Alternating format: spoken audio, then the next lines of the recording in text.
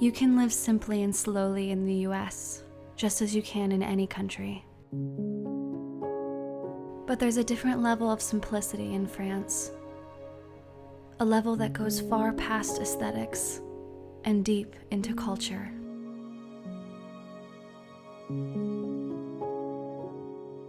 It's been a while since I've been back to the States. For the last 3 years, I've been living in France, and nothing feels the same.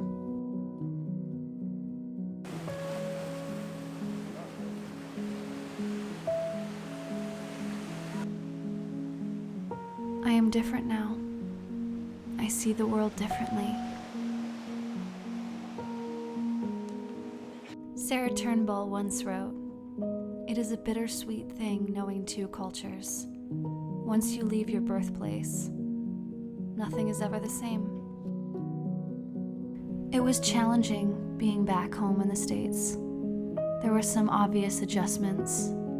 For one, it took me a few days to remember to speak English to people, and not French.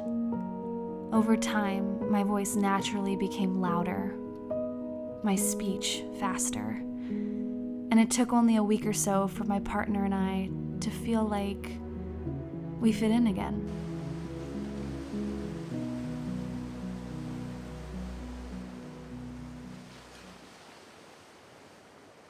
Traveling and living abroad teaches us how universally connected, similar, and alike we are as people. We are all the same, no matter how far apart we live from one another. But there are some obvious small differences that I've noticed coming back to the United States. The biggest difference I was surprised to see in California was how much faster everyone moved. I remember growing up that San Diego was relaxed, laid back, people going with the flow. But going back, in comparison to the speed that I'm used to in Strasbourg and Corsica, the pace was much faster. The speed in which people moved, their speech, their decision-making. I felt unaccustomed to the natural rhythms of daily life my first week. Everything from public transportation to eating at a restaurant, the speed of traffic to working at the office. It all just felt faster. As weird as it may sound, after being back in the States, I realize now how much more at home I feel in countries with cultures and languages that are not my own. I am eager for new ways of viewing life. The sounds of different languages sets my heart blazing. In the US, for me, life is easier, much easier, but it's also more complicated. And in France, life is simpler, but it's more difficult. It's almost as if simplicity is infused in the culture. In the States, living a simpler life is a conscious choice one has to make. Choosing to slow down your life is deliberate and intentional. In France, it's almost automatic, and it's up to you whether you want to go faster or not. I love both countries for different reasons. But for me, France is worth it. It's worth the difficulty.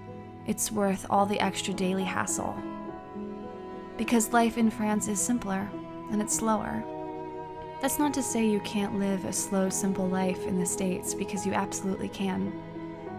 But it's a different level of simplicity in France. Things I never noticed before while growing up suddenly seemed glaringly obvious. Like how there is always ice in water glasses, how the food portions are much bigger, how pricey alcohol is, but surprisingly how soda is not. I also noticed how long service workers have to work without taking a lunch break. My mom is just one of many people in the US who work 10-hour days without a lunch break. 10 hours without a 1-hour break from work. And to be honest, I wouldn't have even noticed that if I hadn't lived in France. I would have thought that working 10 hours without a break is normal. But that is just one example of many how living abroad can change you and can make you see the world differently. How the world could be. Being back also made me realize how different personalities can collectively differ from country to country. In France, almost everyone is quietly reserved, polite, always never wanting to impose upon another person, and they also love to complain more. In the States, people are much more opinionated. They're louder, more expressive, more talkative, more open to conversation with strangers. And there's this steadfast optimism and can-do attitude that I adore. Americans have this visionary quality to them, and I miss that the most. One of the things that Alex noticed was how different the style and fashion sense is in California. Upon moving to France, he quickly transformed his wardrobe to fit a typical Frenchman's style. Tight pants, button-down shirts, scarves, satchels, boots, and he had a hard time letting go of his scarf here in California. Scarf or no scarf? No scarf. She doesn't like the scarf. I like the I don't like scarf. the I think it scarf. looks very I think European. it's a little too much for San Diego. This is San Diego. But I don't want to be San Diego. I want to be French. Je suis français, haha. I like the scarf. You like the scarf? She likes her scarf. Okay, wait. What if I do just this? How's that? Is that okay?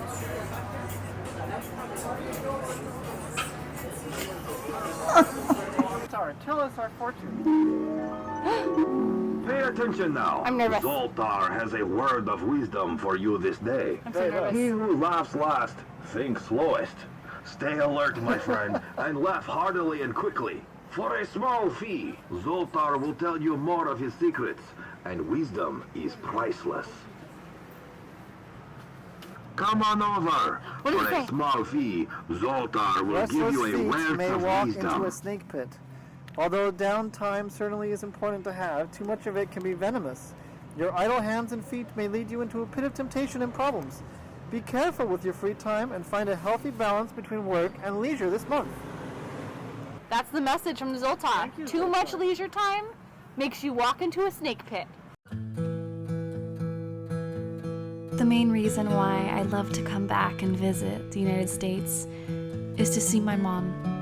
My mom is my family.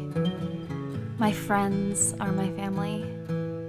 And getting to reconnect with them means more to me than anything else.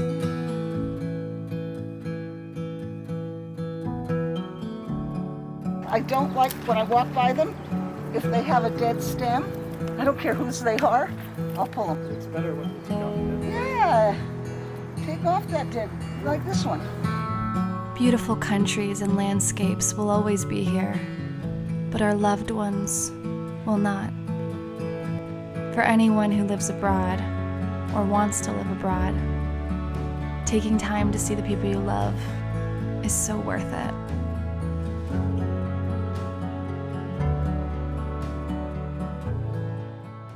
This was a great trip. This was also a challenging trip. Coming back to your hometown is always difficult. Every time I come back here, it's a mixed bag. There are wonderful memories and there are painful memories. And I feel like every time I leave Oceanside, I'm just ready to leave. You know? Especially if you spend so much time here. Yeah. Being in your hometown is never easy, and it's never simple, and it's never just fun all the time. And for me, that's kind of what this trip has been like, being back in San Diego. It's just been challenging as well as wonderful. And I'm just really glad that I got to bring Alex here to enjoy the memories with. Yeah, it was What- really nice. What do you think of San Diego? I like it. I have a much better memory of it now. I like seeing the people, and there's a variety of different foods. There's so many restaurants, just so many restaurants. I am not used to having so many people around me either.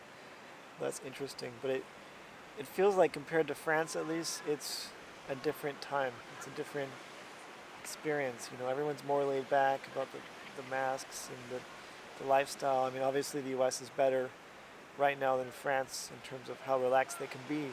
And France hopefully will be like this in a month or two. But it's just been really beautiful with the culture, and the ocean here is really peaceful, and I really like it, but I'm too European to fit in. Well, I don't know if you guys know this, but Alex actually grew up in Europe. Do you want to tell him? You can tell them. Okay, he wants me to I'm tell shy. you. He's shy. Alex is shy. He was born and raised in the United States, in D.C., and then he spent the first 10 years of your life in Paris. He grew up in Paris, and then... 6 years. 6 years. He grew up in Paris for 6 years after age 5. So from 5 to like 11, 12, he was in Paris. And then from like 12 to 17, he was in Austria. That's why he speaks so many languages, and it's why he feels more European than he does American, which I love. Yeah. Something for me that I didn't really realize until coming back here is how Americans are so loud. Americans talk very loudly. Well, Europeans are Whoa. very quiet. Yeah, They're you're very reserved, especially in France. You go to a cafe and they're like speaking quietly like this. It's just like, I can't hear you. Yeah. Italians might be an exception. Yeah. The southern countries, I don't know about Greece. Corsica, people are. Corsica, it's a more- bit of a mix, Yeah. French and Italian. Yeah. But the French definitely are very like, we let you do your own thing and we don't want to impose. Yep, we don't want to impose. And, That's a big thing in French culture. One thing that I was surprised with is that many times in San Diego, someone just started talking to me as if I was in the middle of a conversation with them. Yeah. I was just talking, and all of a sudden someone turns to me and says, "Can you believe that pipe?" Or that they're going along the beach.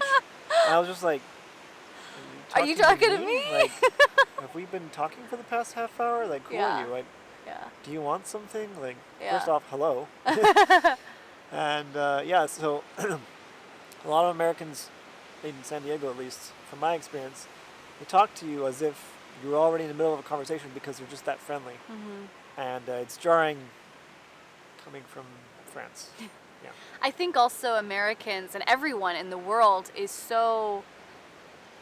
They want social connection. They want human connection. They want to talk to people. And I've noticed that for me as well, like going into art galleries today. Alex and I went art gallery hopping in La Jolla, downtown La Jolla, and just so many people just wanting to talk to you and get to know you. And it's almost a lot. Like, it's a little much because I'm so used to life in France, which is like people don't ask questions. You walk into a show, you walk into a gallery or museum or a cafe or a shop, and no one really asks you where you're from, what you're doing, why you here. Say hello or good day. Yeah. Something I noticed that they don't say a lot here is just good morning, good afternoon, or good evening.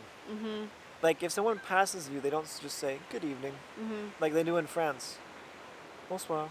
Thank you for coming. Thank you for showing me. Yay! I'm excited to get back home to France. Français. Yeah, I'm really excited. Europe feels more like home to me than America, which is really weird. It's really weird. Yeah. But I'm excited for this next adventure. That's where we are. I hope you guys enjoyed this video. I wanted to add some more casual, sit-down chattiness. Also, so you can get to know Alex a little bit more. He's more shy on camera. You won't often see him in my films talking. I'm the talker in this relationship. I talk like 80% of the time. It's like I'm Mrs. Bennett and you're Mr. Bennett. Indeed. Indeed.